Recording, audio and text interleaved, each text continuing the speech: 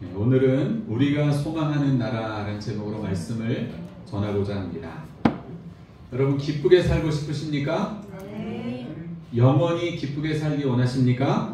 네. 그렇다면 천국에 대한 확신과 소망을 가지시기 바랍니다. 네. 지난달에 소천한 미국의 대표적 강해 설교자인 존 메가더 목사님은 천국에 대해서 이런 말을 남겼습니다. 우리가 죄의 저주 아래 사는 동안 이 세상에서 알았던 그 어떤 즐거움도 천국의 순전한 기쁨에 비하면 사소하고 하찮은 유희일 뿐이다. 인간이 세상에서 경험할 수 있는 그 어떤 기쁨과 즐거움도 천국의 기쁨에 비하면 아무것도 아니라는 것입니다. 오늘 말씀은 성경의 맨 마지막 책인 요한계시록 중에서도 맨 마지막 장인 22장입니다. 요한계시록 21장 1절부터 오늘 본문 22장 5절까지는 새 예루살렘에 대한 환상을 묘사하고 있는데, 이 말씀은 요한계시록의 결론부면서 또 성경 전체의 결론부라고 할 수 있습니다. 요한계시록 21장 1절과 2절에 나오는 새 하늘과 새 땅, 그리고 거룩한 성 새 예루살렘은 결국 그리스도 안에서 완성된 하나님 나라, 영원한 천국을 상징합니다. 천국에 관한 여러 묘사가 있지만 본문을 통해서 천국이 어떤 곳인지를 함께 생각하고자 합니다. 먼저 천국은 영생의 복을 누리는 나라입니다. 한번 따라합시다. 영생의 복을 누리는 나라. 영생의 복을 누리는 나라. 오늘 본문의 1절과 2절을 보면 생명수의 강과 생명나무가 등장합니다. 여기 나오는 생명수의 강과 생명나무의 모습은 아담과 하와가 살았던 창세기의 에덴 동산을 연상케 합니다. 에덴 동산은 히브리어로 기쁨의 동산이라는 뜻인데요, 아담과 하와가 하나님과 친밀하게 교제하며 살도록 하신 완벽한 환경의 지상 낙원, 이곳이 바로 에덴 동산이었습니다. 그런데 아담과 하와가 선악과를 따먹지 말라 하신 하나님의 명령을 어김으로 죄를 범했고, 그로 인해서 에덴 동산에서 추방을 당했습니다. 이렇게 에덴 동산에서 추방당한 사건을 낙원을 잃어버렸다고 해서 영국의 이 유명한 시인이었던 존 밀턴은 신락원이라고 하는 제목의 대서사시를 지었는데, 신락원은 단테 신곡과 함께 불후의 기독교 대서사시로 평가받고 있는 작품입니다. 어쨌거나 아담과 하와의 범죄로 인해서 인간은 하나님께서 허락해 주신 그 너무나도 아름답고 좋은 낙원을 잃어버렸고, 계속되는 인간의 죄로 인해서 자연은 어두워지고 심하게 훼손되었지만 결국 창조주 하나님께서 이 모든 것을 새롭게 하실 것이라고 하는 사실을 오늘 본문 말씀이 보여주고 있습니다. 먼저 오늘 본문에 나오는 생명수의 강은 구약 성경 에스겔과 스가랴의 말씀을 생각나게 합니다. 에스겔 47장에 보면 에스겔은 성전 문지방 밑에서 물이 나와 제단을 거쳐서 동쪽으로 흘러 사해로 흘러 들어가서 많은 물고기를 소생시키는 거룩한 강의 환상을 보았습니다. 그리고 스가랴 14장에 보면 스가랴는 예루살렘으로부터 흘러나오는 생명수 강을 보았습니다. 이것들은 모두 천국의 모습을 예표하는데, 오늘 본문에서는 그러한 구약 성경의 예언이 성취된 환상을 보여줍니다. 생명수의 강은 영원한 세계의 복을 보여주는데, 본문에 보면 어디로부터 그 생명수가 흘러나오고 있죠? 오늘 본문에 보면 하나님과 어린 양의 보좌로부터 생명수가 흘러나왔습니다. 이 말씀은 생명의 근원이 하나님과 어린 양 되신 예수님께 있음을 보여줍니다. 이처럼 하나님께로부터 나오는 이 생명은 새 예루살렘에 끊임없이 흘러 그 안에 거하는 모든 성도들에게 구원과 영생을 줄 것임을 보여주고 있습니다. 그 다음 2절에 보면 뭐가 나오죠?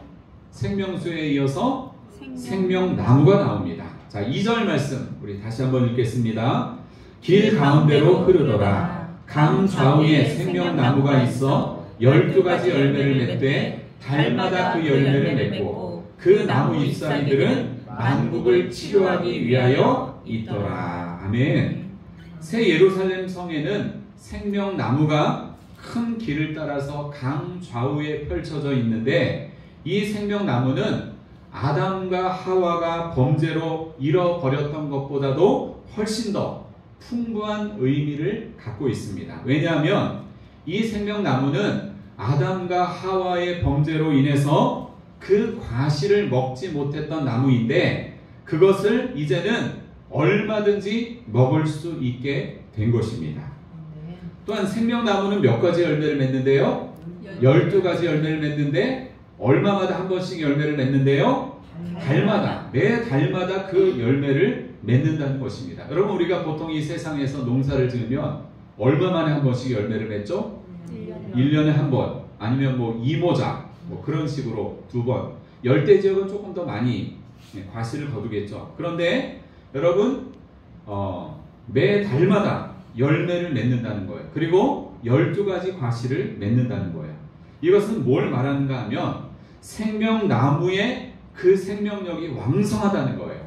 항상 그 열매를 맺는다는 거예요. 그리고 생명나무의 잎사귀들은 만국을 치료하기 위해 있다 이렇게 말씀하고 있는데요. 이 말은 천국에 어떤 병자가 있다거나 그리고 만국이라고 하는 표현 나오죠. 새 예루살렘 성 밖에 또 다른 어떤 만국이 존재한다는 그런 뜻이 아닙니다. 생명나무의 과실을 먹는 자는 그리스도로 말미암아 죄와 사망의 고통에서 온전히 벗어나게 된다는 것입니다. 이처럼 새 예루살렘 성에는 어떤 육체적, 영적인 질병도 없을 것이고 그곳의 생활은 풍부하고 완전한 생활인데 이것이 바로 영생의 복을 누리는 천국의 모습이라고 하는 것입니다. 아무런 부족함이 없는 모든 것이 넘쳐나는 풍성한 열매가 맺히는 그곳, 완전한 그곳, 그곳이 바로 우리가 가야 될 천국이라고 하는 것입니다. 두 번째로 천국은요, 다시 저주가 없고 하나님을 예배하는 나라입니다. 오늘 본문의 3절을 우리 같이 읽겠습니다. 시작.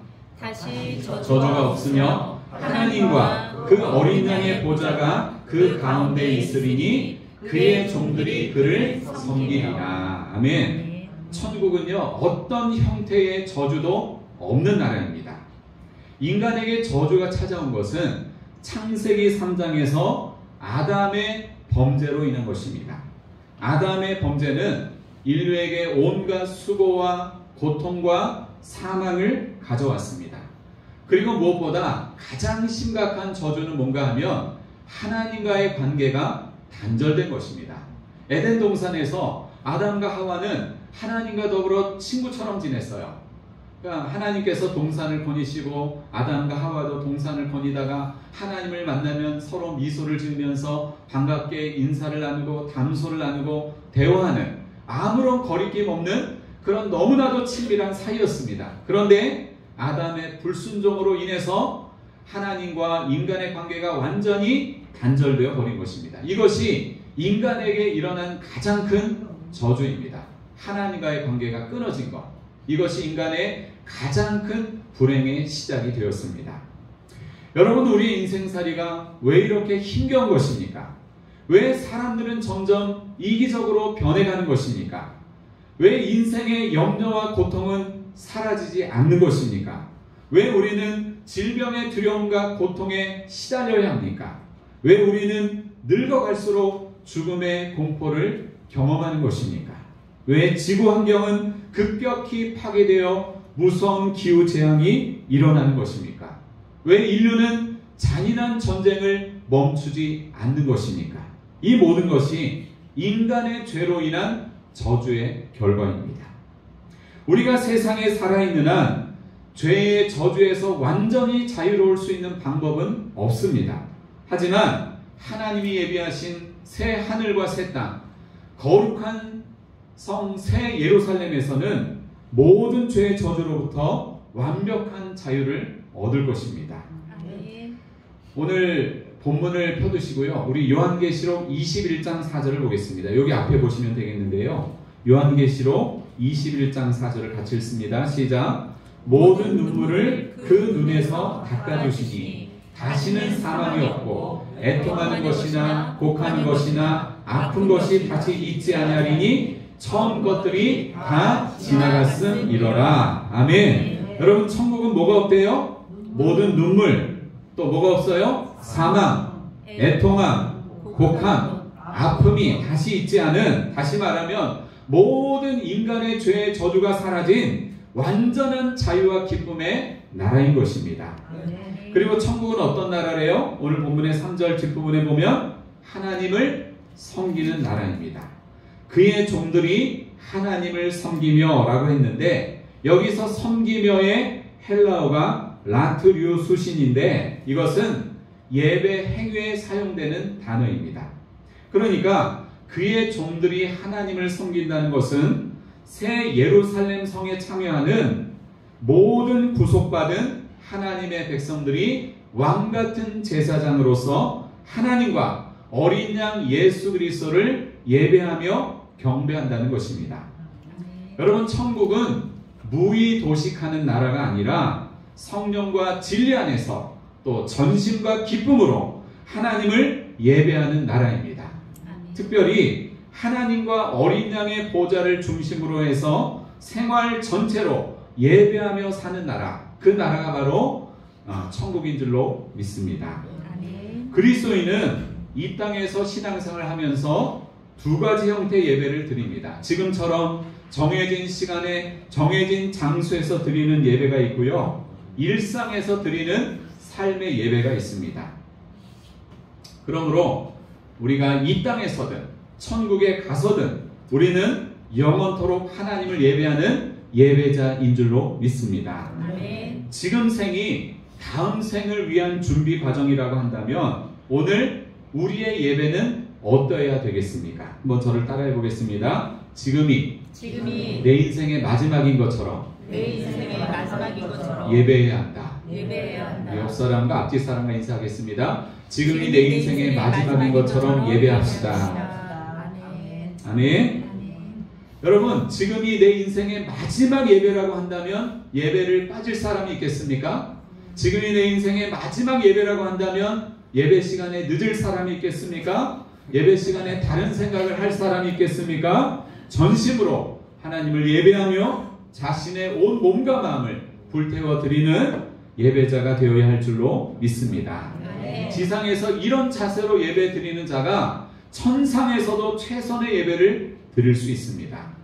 사랑하는 여러분, 우리에게 하나님을 예배할 수 있는 이 놀라운 특권 주신 것을 항상 감사하시기 바랍니다.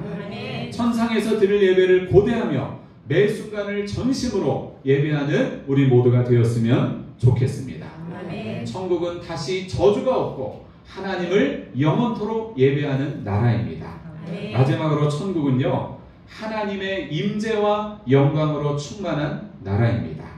오늘 본문의 4절과 5절을 우리 마지막으로 같이 읽겠습니다. 4절과 5절 시작. 그의 얼굴을 볼 터이요 그의 이름도 그들의 이마에 있으리라. 다시 밤이 없겠고 등불과 햇빛이 쓸데없으니 이는 주 하나님이 그들에게 빛이심이라. 그들이 세세토록 왕노릇하리로다. 아멘. 자, 4절 처음에 보면 성도들이 하나님의 얼굴을 볼 것이라고 했는데, 이것은 성도들이 받을 최고의 복을 말합니다. 하나님의 얼굴을 보는 것. 구약 성경에서 하나님의 얼굴을 대면하는 것은 곧 뭘 말했죠? 죽음을 의미했습니다. 하나님의 얼굴을 보면요, 바로 즉사합니다. 그래서 심지어 그렇게 훌륭한 모세조차도 하나님의 등은 보았으나 얼굴을 보는 것은 그에게 허락되지 않았습니다. 주님의 얼굴을 보는 것은 모든 성도들의 소원인데, 새 예루살렘에서는 하나님과 어린 양 예수 그리스도를 대면하여 보게 된다는 것입니다. 그리고 새 예루살렘에 사는 모든 성도들의 이마에는 뭐가 있대요? 그의 이름, 주님의 이름이 새겨져 있을 것이라고 했습니다. 이것은 여러분 요한계시록 13장 16절에 보면 하나님을 섬기지 않은 자, 또 그 죄 가운데 사는 사람, 그 사람들은 이마에 뭘 받는다고 했어요? 짐승의 표를 받는다고 했는데 그 짐승의 표를 받는 것과 대조를 이루고 있습니다. 그래서 이마에 이름이 찍힌다. 이건 뭘 말하는 거예요? 소유권을 뜻합니다.